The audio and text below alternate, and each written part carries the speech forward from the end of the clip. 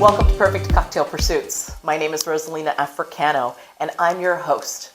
I'm here today with Maria Bastasch. Bastasch, like mustache. Like mustache. Yes. And Maria's here today. She is the host of Mindful Drinking Fest, and she also works here in Northeast DC off of New York Avenue at Selina.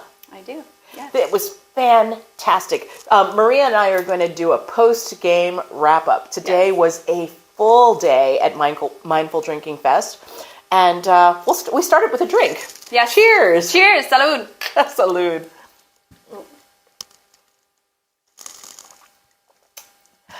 Well, this drink is delicious. It's made with Monday AF alcohol-free gin. And we also used a bit of Betty Buzz tonic. I love them. Yeah, we've been using Betty Buzz all day today as well. They're fantastic. And this is delicious. So I wanted to have an opportunity to not only talk about the people that we had a chance to sit and chat with today. Thank you so much for giving us a space at Perfect Cocktail Pursuits to interview some of the exhibitors. It was really interesting to learn about the non-alcohol, alcohol-free space. How did Mindful Drinking Fest come about? Yeah, of course. So I think it came about very organically, and it was the pursuit primarily of three individuals, but it's three individuals that have been viewing the writing on the wall for a while, right? Of this uproar of people that, for a variety of different reasons, have decided that they would like to have more choices when it comes to adult beverages. So myself, I love a good party, and I think that that's sort of my whole pursuit, especially within the world of non-alcoholic beverages, has been to find that intersection of nightlife and well-being, which I found don't quite often exist. I can find many places to go get a green juice or to go do yoga, and I can find awesome places to listen to punk rock in like a graffitied boiler room atmosphere. I can't find a place to do the two of those together. And so I found a little bit of a home here at Selina, and post my pop-up Disco Mary that ended at the beginning of 2020. But through conversations with both Derek and Erica, the three of us came together, mostly because Erica owns a really awesome craft beer shop here in DC. And at the end of last year, her and Derek threw, in October, a very small mindful drinking festival at her shop. And as it was all going, and I was like, you guys, this needs to be bigger. We need to think bigger. This is awesome that it's happening, but we need to there need to be hundreds of people here at a festival, and we need to find a place that can have all of those people. And they're like, yeah, but we don't even know if anyone's going to come. Sorry about that. I didn't mean to interrupt you. No. I saw Mindful Drinking Fest in October after it ended. I'm like, wait a minute. How did I miss this? Yeah. It was like it came and went without me. It's like, how did I miss this? Because I watch, social media pretty, you're pretty on. In the loop. Yes, I'm pretty in the loop. Yeah. And I'm like, how did I miss that one? I was so thrilled when I found out that it was going to be presented again in January. And what a perfect month. Yeah, no, so after it was so successful, they had, I think, 150 people show up. And again, she has an incredible beer shop, but it's a beer shop, it's on H Street. So there are people all outside the shop. And then they had people trying to get more tickets. And we're like, can you add our name to a wait list? And I was like, I think we should do it again. And I think we should do it at Selina. And I think Selina will be down. They want to partner on this. Right. Let's think bigger. And I'm like, I don't know. We just did it. We just did it. I'm like, it's January. No, come on. That's correct. That's right. They were like, okay, so we're going through it. And I kept saying, think bigger. Think Coachella big. I think that there are so many people that would be excited. Think Tails big. Think Tails big. But I'm also, yes, and I love Tails. But I want to, in some ways, expand this beyond just seeing this through the lens of a beverage. And I think that's where not to say that Tales doesn't do this, because Tales has so many components. They have also non-alcoholic components now being looped into their amazing, conference. I agree. Actually, this was my first Tales, and I set up the same Perfect Cocktail Pursuits environment in my suite in a hotel, and I brought people back to the suite, and it was really successful for me.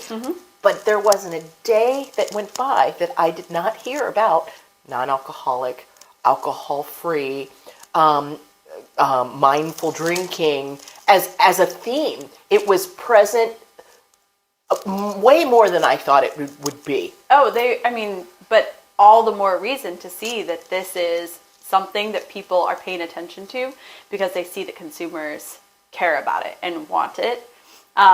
We actually did a seminar at Tales that was De-Stressed on Tap, and it was a whole session talking about how to bring in herbs into your bar program that focus on non-alcoholic beverages. So it was one of the most well-attended seminars at Tales. I think we had close to 95 people there. That's amazing. Really awesome. That really is amazing. Yeah. So this lineup here is representative of the products and the people that were here today. We have Liars, we have Sear Hill, Everleaf, and this one? The cedar. The right? Cedar and Tonic. Yeah. All the Bitter. All the bitters. Yes. And Betty Buzz. as well as Monday. This is a grand representation of alcohol-free spirit alternatives, as it were. And to be honest, everything I've tasted today has been complex in flavor. It's that you are a mixologist, correct? And you've veered out of the mixology world. How do you contribute to the industry now? That's a great question. I still love studying them. I think the most experience I have is more so within the somm world, which the wine world is an interesting world. see. A lot of that is tasting, but also developed programs here in DC, and obviously did the drink program for Disco Mary. But the thing that I really enjoy is trying a new product and tasting it by itself, and then tasting it within a cocktail and seeing how it would be best utilized. But I think the thing that brings me the most joy outside of tasting, which I really do enjoy just sitting on my couch and just like trying a new product and red gun tasting notes. But I really have found a lot of joy in designing the spaces. And so the actual installation, paint, like artwork, collaborating with artists, in addition to configuring, okay, what is this project? What is this space? What is this concept? What is this event going to look and feel like? So it's a lot more from the perspective, I think, of like a creative development role, which I think is so important, potentially more important within the non-alcoholic or the alcohol-free space. Mostly because within this world, I think people are making a choice to be slightly more present for whatever reason. And the more present you are, sometimes, not always, but I would say more often, the more observant you are of maybe the conversation that you're having, of the surroundings around you. And I think that being more intentional with the designs of our spaces can actually really enhance the overall experience. It can make someone feel more comfortable. I know that myself personally, I used to really lean on alcohol to feel more relaxed or to feel more social. And I find that when I'm in a space that feels like inspiring, really interestingly designed, I tend to feel just more myself. I'm more like in my body. It's funny, walking around Selina today, I've been on multiple floors. There was a really nice environment, a hospitality suite for the exhibitors. And then, the main floor there was tasting, the bottom floor there was tasting. But what I noticed around every turn is there was something thoughtful on the wall to catch my eye. And it wasn't boring. It was like, oh, wow, somebody spent a lot of time in this bathroom putting this installation in. It's in places that you don't expect. And I felt very present because I didn't want to miss anything. As you turn a different corner, you turn when you look out the window in front of the elevator lobby, the mural that climbs the floors with you every time the elevator opens so is delightful. Yeah. I think I'll be able to share a picture with you at one of the windows in front of the elevator lobby. That's a wonderful mural, and I think it ties the whole space together in that atrium. It really does. The history of this building alone is very interesting. It used to be an artist collective, and they used to have really killer, crazy parties here. So partying is literally infused into the wall. And so I think what I'm trying to do is find a way to really enforce that this is a party. This is meant to be joyous. This is a celebration, and help people to recognize, especially for those, I come from the world of bartenders and the industry where there's a lot of drinking, and we usually just have this close association with, if it's a party, then there will be drinking of alcohol. And to show that there's so many elements that create a party atmosphere, whether it's an incredible, 300-foot mural that goes up an entire building, or, a disco Mary that is filling the room with speckled disco reflections. So, the funny thing, I have to admit, I've heard of the Disco Mary concept. I kind of saw it float before COVID, and then I thought that you and Disco Mary were one and the same until I ran into Disco Mary today. You're like, oh no, yeah. No, I am Maria. But I think Disco Mary is a huge part of, I think, my own evolution. And, it can be as lighthearted or it can go as deep as you want. I think I realized that Disco Mary is actually much more, because it's a collective, it's a collection of people. There's so many artists, there's so many entrepreneurs that I work with that make it happen and try to hold space for to help them along their journey. It's more of an art collective than it is a bar. We just happen to be in a bar, and we'll continue to be in bars because what amazing social gathering spaces they are. But the idea is far more, can get a lot bigger, or, it allows you to think about things quite differently. But I think that's what's so beautiful about it. And that's what I always liked about wines and cocktails as well, was that these beautiful beverages are foils for us to think about the world in maybe a different way.